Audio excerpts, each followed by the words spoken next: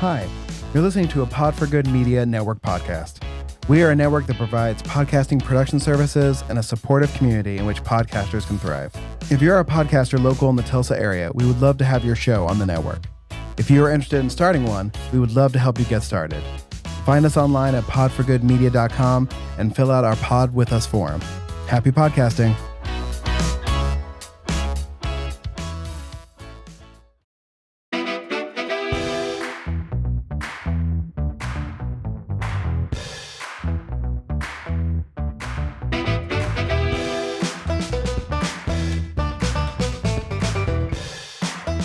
Welcome to another episode of Pod for Good, a podcast where we learn from those doing good in Tulsa, Oklahoma, and the world, why they care, what we can do, and most importantly, what you can do. Pod for Good is produced and edited by Pod for Good Media, so if you like how we sound and are thinking about starting a podcast, reach out to me. I am easy to find. Pod for Good can be found anywhere you get your podcasts, so if you enjoy what we do here, please make sure to subscribe and share this episode on social media. I'm your chief philanthropod and class clown for sweet pet and owner reunion videos, Jesse Ulrich. And I'm your Vice Admiral Philanthropod and class clown for a Chihuahua riding a lab, Chris Miller. In this episode, we're talking to Evan Taylor, Executive Director, and Cindy Webb, Program Director for Pause4Paws. We talked to Cindy and Evan about how pet care can be a significant barrier for people seeking help. We talk about how much they support their short-term fosters, and they need more. And we talk about how beautiful the reunions are. Enjoy.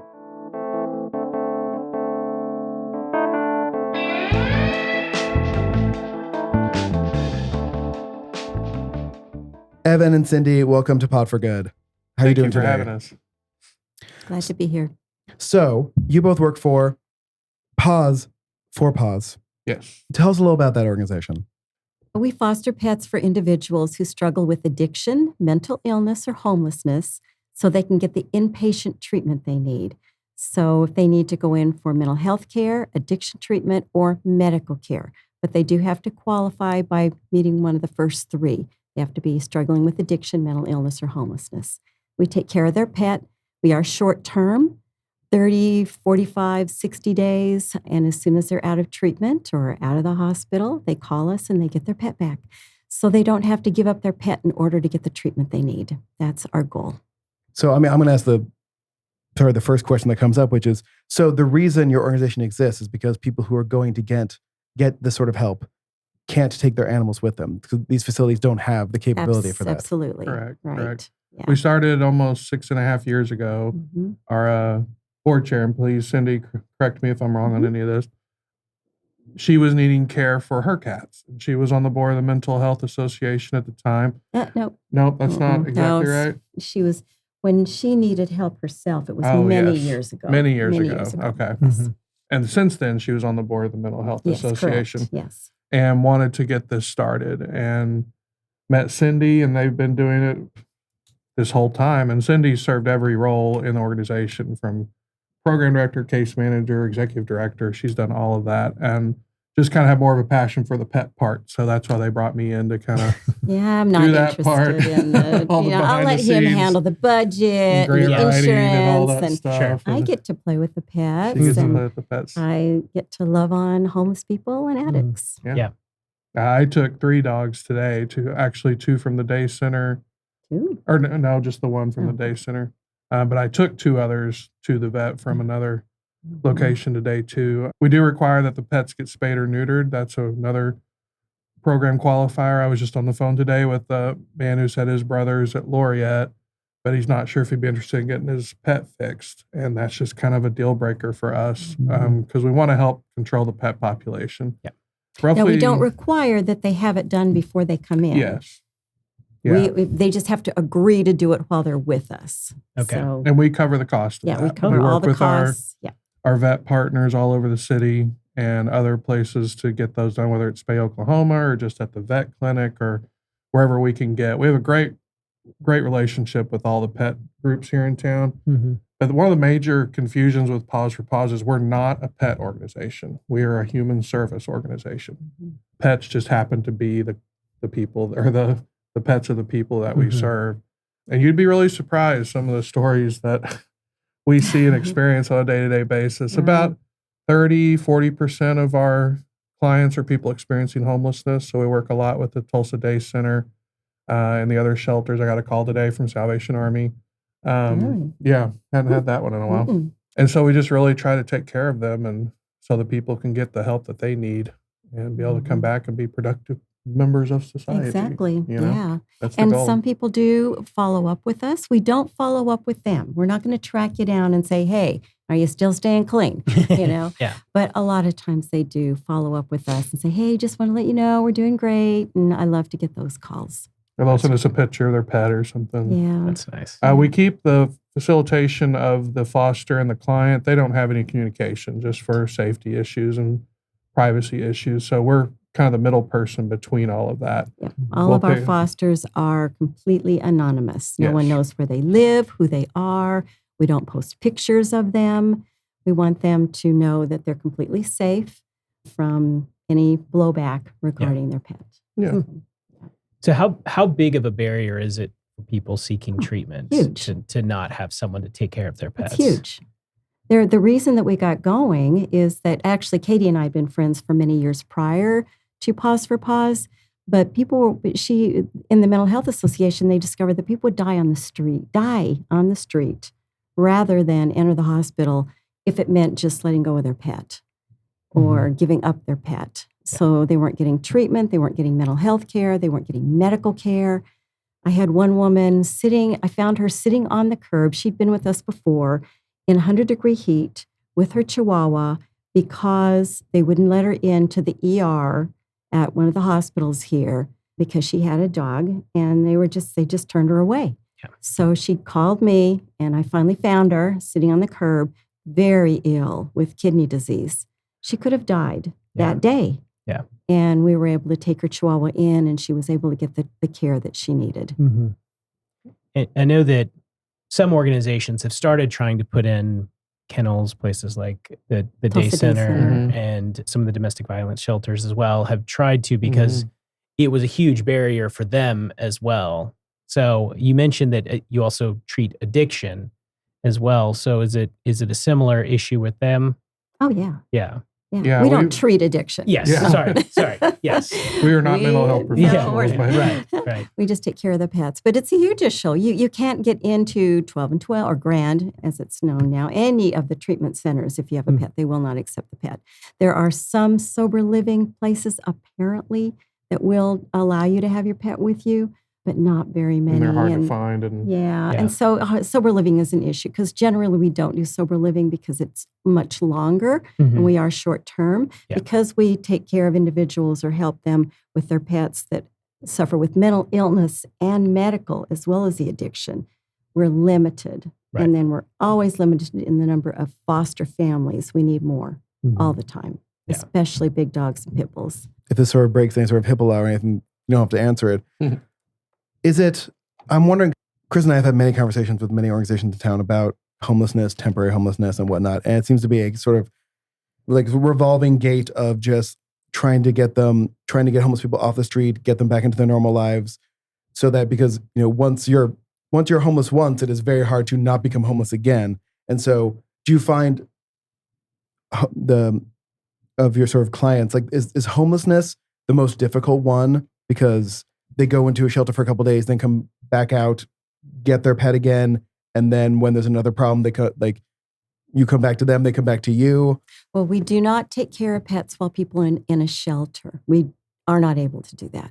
Yeah. We can't help while they're waiting on housing. It's strictly while they go in for inpatient treatment. Okay. Hospital, Gotcha. mental Okay. health, addiction. Okay. And that's why we're so grateful for places like the Day Center who broke ground on their pet shelter. I think the ribbon cutting's actually this Friday Oh, nice. at noon for that. So we'll be there for that because our board chair, Katie Inhofe, was real involved with wanting to get that started forever ago. And it just kind of got, during COVID, when they did their big remodel, it just kind of got scrapped. And so we're very thrilled that they're able to do that. And you can drive down there and you will see the word is out that they allow pets. 'Cause and we get those calls all the time, like, we can't go, you can go to the Day Center. We know you can with a pet.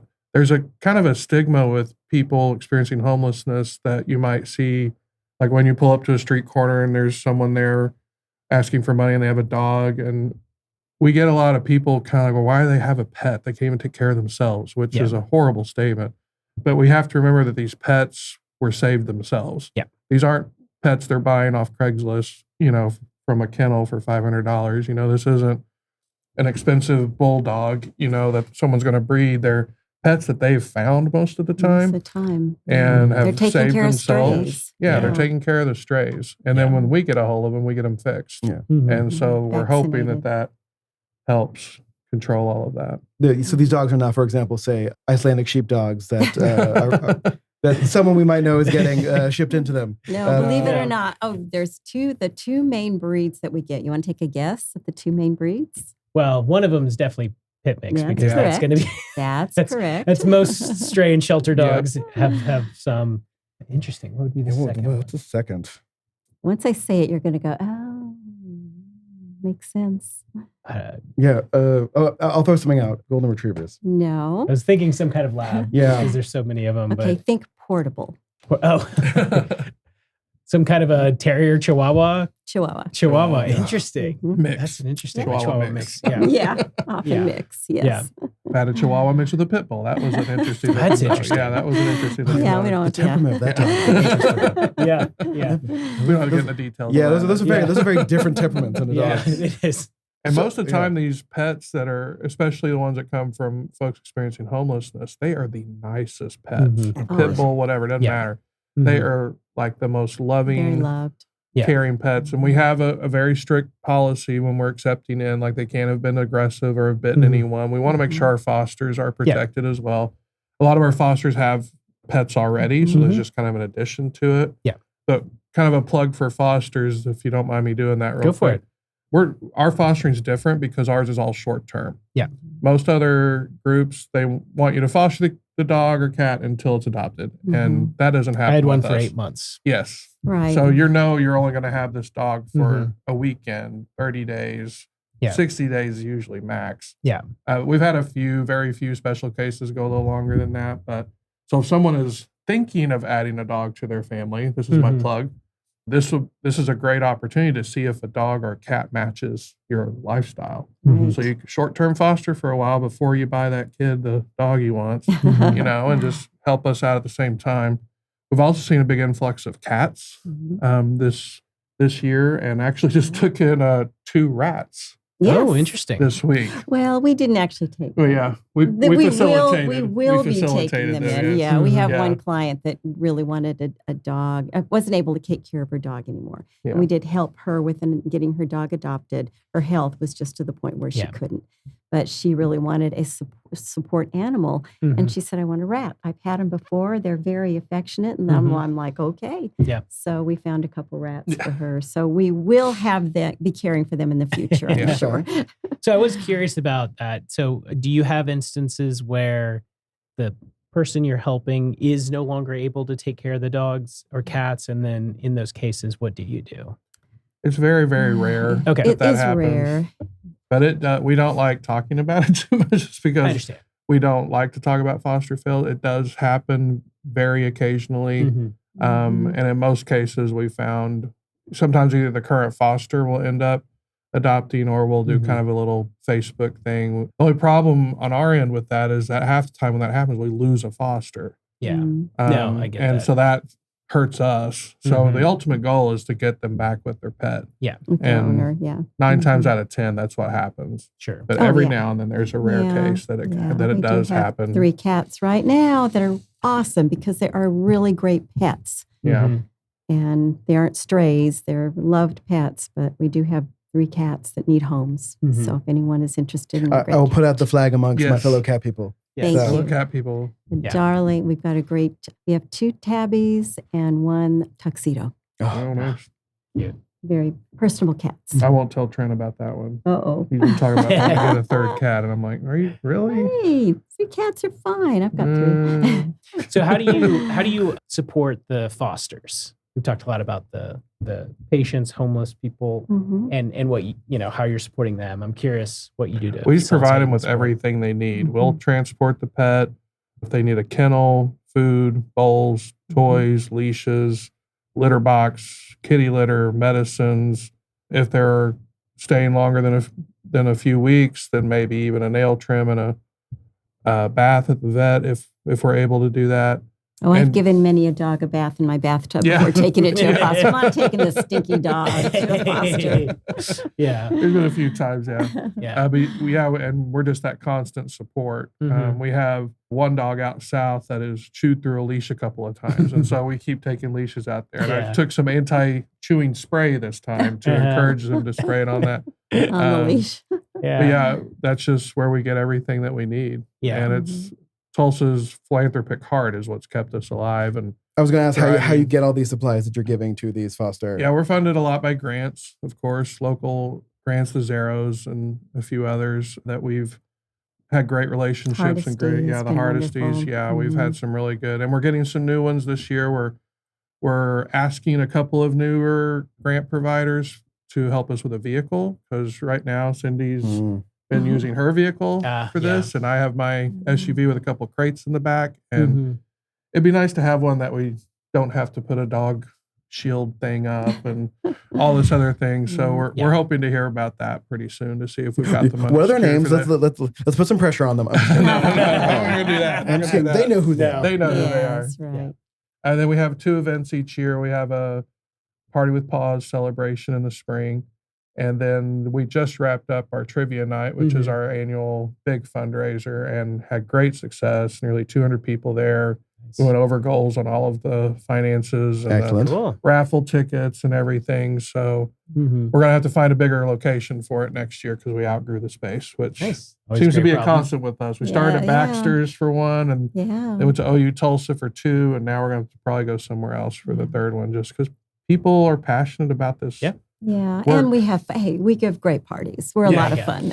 Yes. And we're really a one-of-a-kind nonprofit, We are. at least in Oklahoma. We know that for sure. When we started, there wasn't another There wasn't organization anything. like us in the country. Yeah. Now there are 2 that we know of, one in Dallas and one in Denver. There's, I think they mainly do for addicts, people going in for treatment, where ours is unique in serving those three individual types. So, I did want to go mention ahead. that we love to get individual donations, and people can go to our website and make a donation there. So that really is nice too. And we have a wish list on Amazon for some of the supplies that we need as well. Well, now we don't have to ask our last question that we always ask, which is, How hey, can people yeah, help? yes, Yeah. you already handled that one. You handled it early. That's So Pause4Paws.org is the Okay. website, and that's PAUSE, 4, PAWSOK.org. Listeners to the show will be very familiar with putting the number 4 in between things. Yes, there we go. So I had a more basic question, which is if someone's going in for treatment, how do you get called? Like, does the facility, do you have a relationship with all the facilities who know they can't take pets and they just call you when someone shows up? That's pretty much Okay. it. Sometimes Okay. we'll get a client call us first, and we'll tell them the way our funding structure works, we have to have a referral. Okay. And so if a client calls us directly, we're like, okay, well, if you're going to Grand or Laureate or wherever you're going, have your case manager contact us, and we send over the proper paperwork, standard questionnaires about the pet, any information we can find out about emergency contact, stuff like that. Because we have to work on that referral system. Someone can't just call us and say, hey, I'm going away for a week. Can you help? It's like, no, we need to have a reason and where and why. Is it a legal reason or is it like an insurance reason? Both. Okay. Oh, just the idea that we want to make sure individuals are going to be doing what they say they're doing and be followed along after they get out. So we get occasional calls. I'm going to California for treatment. We're like, no. Yeah, that is We the have one had thing to we've make had to it cut take a back on. stop We've had too. a few come through that are going to treatment like California, New Jersey. Those have rarely worked out for us that they come back. They end up going and then wanting to stay. And then we had this huge fiasco with a dog earlier this year. The client went to Jersey, and then the agency called us wanting us to ship the dog on an American Airlines flight in the cargo hold too. And we're like, we're not comfortable doing that. We've never done that before. And it's expensive. Yeah, it's super too. expensive. They ended up finding a guy that has a mobile dog transport from Dallas, and he just drove through one day. I had to have the dog personally at my house over the weekend for a couple of days. Yeah. Just because the way the foster was working out of town and everything, which was fine. It was a beautiful dog, but made it home, made it there safely after a day and a half. But we've had to kind of cut back when someone calls us and says, "Oh yeah, I'm going to Florida, I'm going to California." Like, we're not going to be able to serve you if you go outside of Tulsa. I've been telling people you got to be at least within a 6-hour drive of Tulsa. Yeah. Well, what the guy's van car thing look like? Was it just like it was a giant black Suburban? Okay, it had canine on the side, and when he opened it, I mean, it was a reputable group. We were nervous because we couldn't really find much about him. And until I finally met him and saw his vehicle and saw the other pets he had in there, I was like, oh, okay, this guy's legit. And we're like taking pictures of everything. But the agency up in New Jersey, they ended up paying for the drive because it was not in our budget to, you can imagine. I'm amazed they could pay for it. Like, I know, me too. It's the only one that has. Others have thought about it, but when you see how much it is. I've had a client in California. Yeah, well, can you just ship my dog to me? I'm like, do you realize what you're asking? Yeah. Let's talk about this. And it hasn't worked out. So, and we also like the idea of, having them come back and be followed. We want people to have some continuity of care after they get out of the hospital or out of treatment. So that's another reason we try to kind of keep things local. Yeah, makes sense. Yeah. So have you had any, beyond rats, have you had any other interesting pet requests, either for fosters or? We almost had parrots. Okay. I was going to say, there's got to be some birds. There wasn't really a way to transport the parrots. Okay. And so they ended up finding some people just to go by and take care of them. We had Snowy and Loki. They were 2 mice, a white mouse and a black mouse. And there was one other. Rabbit. Gerbil? Oh, rabbit. Yeah, rabbit. A rabbit. Yeah. I always wondered if you had gotten any snakes. No, we've talked about it, and we have people, hey, if you get a snake, let me know. But so far, we haven't. Well, I was going to say, would you not accept a snake because they don't have paws? They don't have feet. That's a tough one. But at least bird have feet. So we'll take them. All right. Good to know, as long as it's a pet, we'll consider it and see if we can work something out. So. And if you go to Pause4Paws and click on the foster button, you can see the different options. If you'd agree to be a foster, we're not just going to dump 5 dogs on you. Yeah, right. We're going to make sure that this matches your lifestyle and your speed of life and your family too. It's not. We do a home study, make sure the place is safe for a pet, and I just don't want people thinking that we're just going to call them up and be like, here. I was curious, what is the process? So if somebody does want to become a foster, how would they get started? And what would their experience I've got be? 3 adopted kiddos, and I can tell you it's like the smallest version of DHS applying to adopt a child. It's only 3 pages. It's not 30. It's just they just have to go to our website, and there's a place they can click on that said foster, and fill that out and send it to us, or just call me. And I will, work out a time. And then I do a home visit. And that's where you just sit down. I tell them about the program. I have them fill out the rest of the paperwork and just, discuss how things will be, answer any questions, and go from there. And it really depends on the foster. If the foster is very particular, I only want a female dog under this weight for this period of time.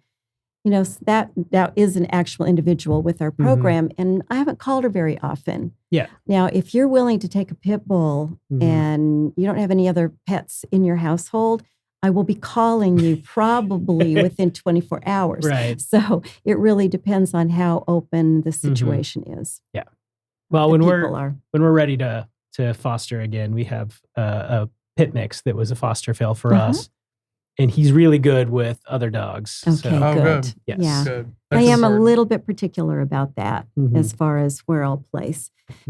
Knowing pit mixes, as you obviously do, they're wonderful dogs. I've certainly learned that. They're big babies. Yes, I hear that. As soon as a person says, it's a great dog, she's just a big baby, I'm like, you have a pit bull, don't you?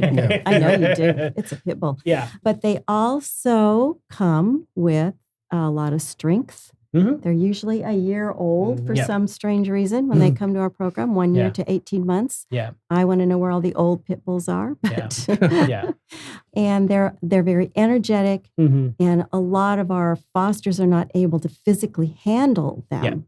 Yeah. So it takes a particular kind of family to foster a pit bull. Yeah. And they can also get jealous easily and sometimes be a little food. Insecure or whatever. Yeah. So Yeah. I always look for the butt shake Mhm. on a Oh, pit yeah. bull because Mhm. their tail wagging's fine, but if their butt If is their butt's shaking, going, they are happy. they're happy. Yeah.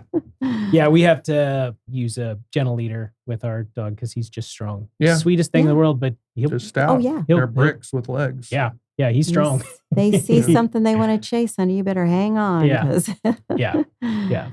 But we do Yeah. get cats, and the one thing I require with a cat, or we require, I always say Yeah. I did it by myself for so long, Yeah.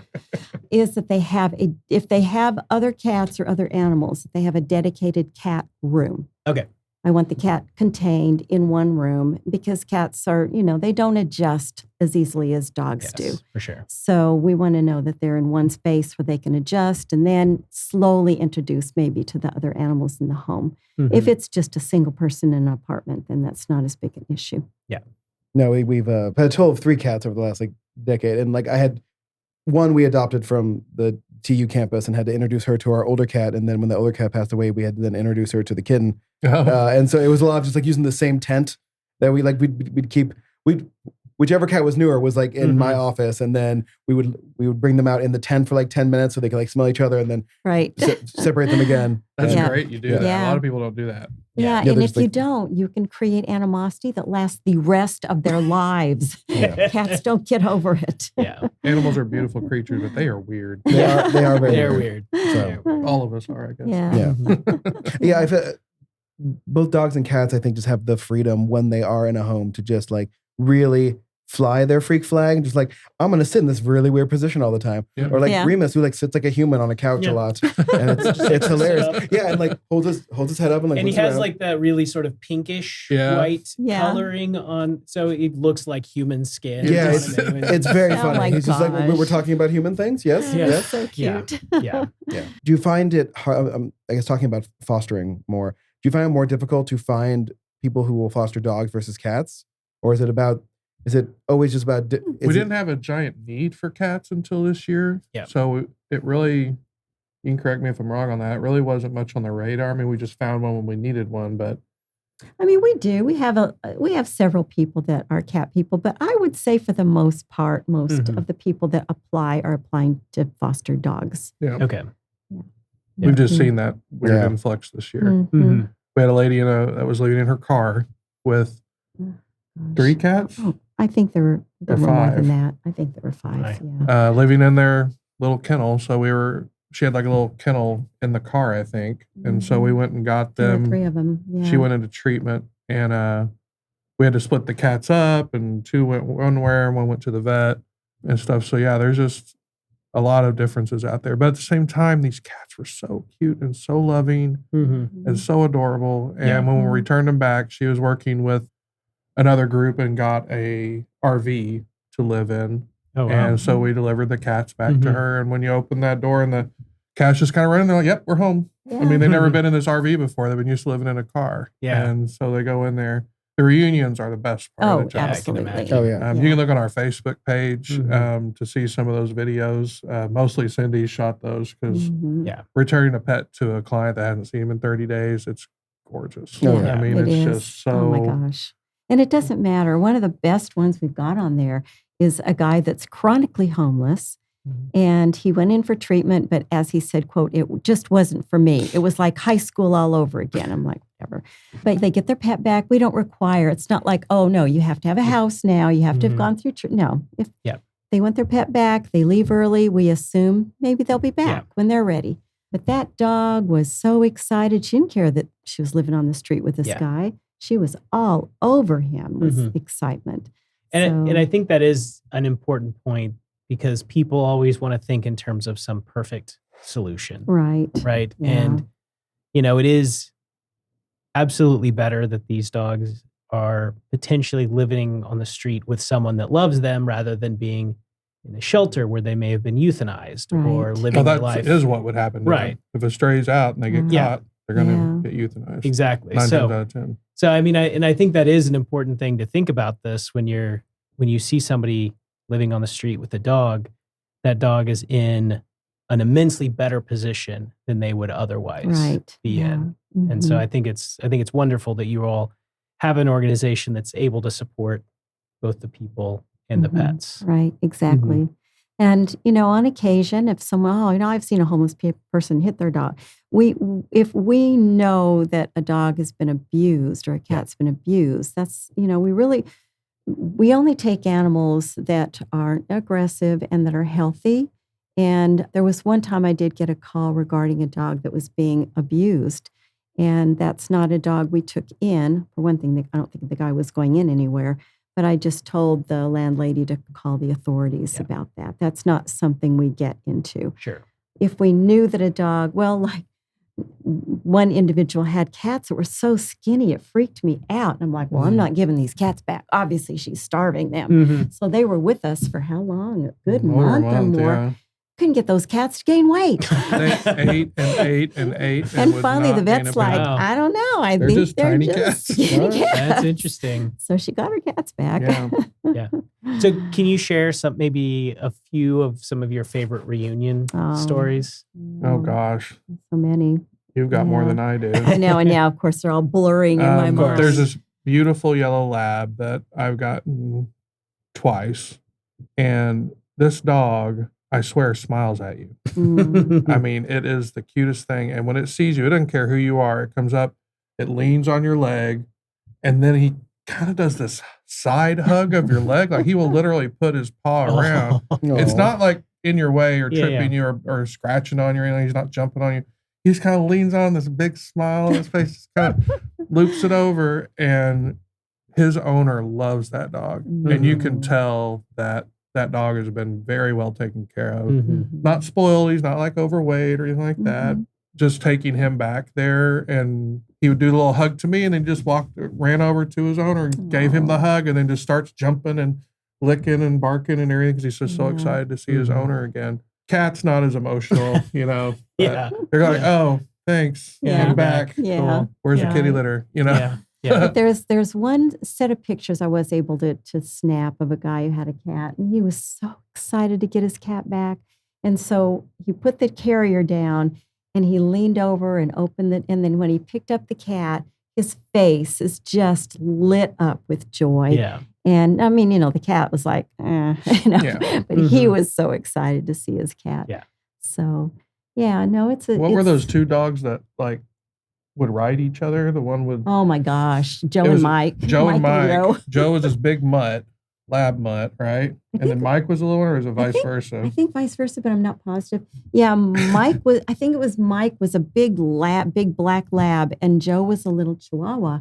And Joe would just nap right on the back of Mike. Our foster was seeing his pictures. That's how they slept. Yeah. Wherever that big dog laid, there was a little Chihuahua right on top. That's cute. Just as cute as can be. And they were good dogs. They were really good dogs. Yeah, returning them was neat. They were just so excited to see their mom. Yeah. So, yeah. I mean, I imagine there's either research or people have tried to study this. Does having the pet help people with their treatment? Oh, absolutely. Oh, yeah. Yeah, it motivates people to go for treatment. I've heard so many people say, my dog deserves better. My cat deserves better. It motivates them to stay clean and sober or keep on their medication or whatever because they have a pet to take care of and to be there for them. A lot of our people, and I'm sure you can imagine this, especially if they've been down the road of addiction and mental illness, they've alienated a lot of family members. Yeah. And the only individual they have in their life is their pet. And that is an unconditional love if you've ever had a pet. Even my cats are very loving, so I'm lucky there. But they're unconditionally loving, and they don't get that from a lot of the people in their lives. Yeah. And so it is very motivating, and it is good for your mental health to have a pet. We all know that, not to mention blood pressure. So yeah, it's a positive thing. And we want to maintain that. We like to keep pets and people together. Yeah, I think that's lovely. Yeah. So if you wanted to give kind of a last pitch for someone who maybe likes the idea of being a foster, but is maybe hesitant or has some concerns or is nervous, what would you say to them to to get them to. I would say to just meet jump in. us and try it Yeah, out. try it out. I mean, if we come to your home and it's not a match, it's okay. It's not a big deal. But we want people who are passionate about pets. And, Yeah. You know, we don't want someone that's super timid and super scared, but at the same time, we'll help walk them through the process to get them comfortable with the idea of doing it. But like I said, our checklist of what the foster can accept is so detailed that people won't have to worry about what kind of pet they're going to get because they pretty much signified only this age or this. Yeah. And if it breed isn't or a the- match, we're always in touch with the fosters. And if it's not a match, and we've had that happen on occasion, there was that one dog that didn't get along with the. Oh, yeah, the Remember other that one? dog, yeah. So we had to move that dog to another foster family. Sure. Most of the time it works out, but if not, just call me and we'll get it And switched we provide out. the fosters with everything they need. Mhm. There's no outside cost that a foster has to or is expected to pay. Yeah. I mean, of course, if they want to start buying their own food, eventually, we'll let them do that. A lot but of fosters do provide the food, which is real helpful. Yeah. We had one adorable couple, the older couple, and they got a tiny puppy. I mean, this dog was barely weaned when the guy went in for treatment. And they were over the moon excited, and they couldn't wait to take it to PetSmart and outfit it. And I'm like, they okay. spoiled that little puppy They for a did. hot minute. They did. Yeah. And they actually texted me this morning and said, "How's Niles doing? Oh, I really liked it." And I said, "I'm sorry, we don't follow up." I said, "If they contact me, I'll let you know." And the owner has a couple times sent me pictures because he's been excited about having his dog. But yeah, it's very rewarding work. It really is. And one thing that I can add, because when I've done longer term fostering, and the pushback I always got from people was wondering, how do you let go? Oh, right. I do hear that. And what I can say for me, yes, our first dog, we did have a foster fail, but it was our very first foster. So I think we can be allowed. Yeah. But after that point with dogs, what I would say is that you kind of reframe things. You get joy, for me, in them finding a permanent home and knowing that I could have adopted maybe one more dog and changed that one dog's life, or I could foster 20 dogs and impact all of those dogs. Absolutely. I love that. And, it's something that I mentioned before we started recording, that we have a cat who has failing health, so we're not fostering right now. But when we do start fostering again, that's the reason why we would do it. And I would say for anyone, it gives you the opportunity to impact so many pets and so many people Right. as well, more than even if you went and, adopted one dog or one cat for a shelter, which is an amazing thing to do. But this is a way to help even more. And People and pets and people. Yeah. That's right. Yeah. Yeah. Yeah. And I like going or always saying that because it's short term. for sure. We want, of course, the foster to love the pet and to care for the pet and everything else, but it's only short term. So you're not going to have this dog for 6 months. You're not going to, learn all 100% of its mannerisms and fall in love with it even more each day. You're just going to be a caretaker for a time, a foster. And if you can get that mindset that this is just a foster. Well, I And like I'm to gonna say love you're pet sitting. You're pet sitting, This is your baby best friend's has- dog or cat. Yeah. How are This you going dog to treat has a parent. It has an owner. it? Someone who loves it. Yeah, and so it's joyful to be able to take care of it and be able to give it back. Yeah. Our fosters love seeing the pictures that we take when the dogs are reunited because, of course, they can't be there in person. Yeah. So, but they love to see, oh, yay, they've gone back to a happy home. Yeah. Well, I would say one more time as we wrap up, but give us all of the links and the information and how listeners of the show can help Pause4Paws. I like how you say that. Yeah. Now, our website, Pause4Paws.org, is our main hub where you can find everything. PAUSE, the number 4, PAWS.OK.org. And then our Facebook page, just search Pause4Paws on there. We do a lot through that. We do have an Instagram account, but it's mostly just pictures, But those are our 3 main channels that we get information out. We have a email list. We send out a monthly newsletter. and that one's always full of ton of the pictures of the pets we do. Mainly the previous month's pets. Yeah, the previous month's Because pets. the fosters, I like to have the fosters send pictures to us that I then can pass on to owners. Yeah. So the owners can say, see how much fun their pet's having. Sometimes I'll tell owners, they'll get real worried. Can I have my dog back? Can I have my cat back? I'm like, honey, we don't want your dog. You have to take your pet back. It is not a choice. Yeah. And then the next thing is just pretend they're going to grandma and grandpa's house or pretend they're going to summer camp because they're going to have a great time while they're with us. Yeah. And so I like to send pictures and little videos to them of their pets. So, yeah. And you can see those on our there's newsletter. on our website, there's a place to sign up for the newsletter. Yeah. If you just like cute pictures of dogs, that's worth it enough. Who doesn't like that? I mean, That's the who best side of the doesn't? internet. Yeah, right. Is animal pictures. That's right. So, and reunion videos. Yeah. So, Yeah. I know. And that keeps you up to date on our fundraising efforts and what we're doing. Right now, we're really in the need for leashes. We did a Facebook post about that this week, and actually have had some people come through for us with our Amazon shopping list, and also just people gathering them themselves. But we would always take more. This work is remote. We don't have like an office space, so we have a little storage unit that we keep everything in, and half of Cindy's house, I think, has the rest of it. And about a third of my garage is slowly building into piles of things.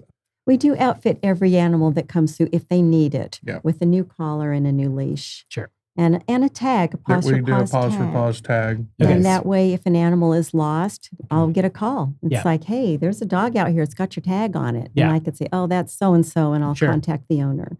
But yeah, And we of like course, to money's send them. always the best gift. Yes. So It goes the donations, longest. sign up is all through the website. Yeah. Yeah. all that's on the Is a website. link to the Amazon wish list on the website? I don't think it is. That's I need a to good add question. Yeah, we do. I know it's on our Facebook page. Okay. Okay. But, Post sometimes with it. there's Facebook post 2 days ago that has the link in there. But no, that is something we need to add to the website. I'm glad you said that. Yeah. Well, Evan, Cindy, thank you so much for talking with us Oh, about thank you. Pause4Paws. I love it. Thank you guys. Thank you.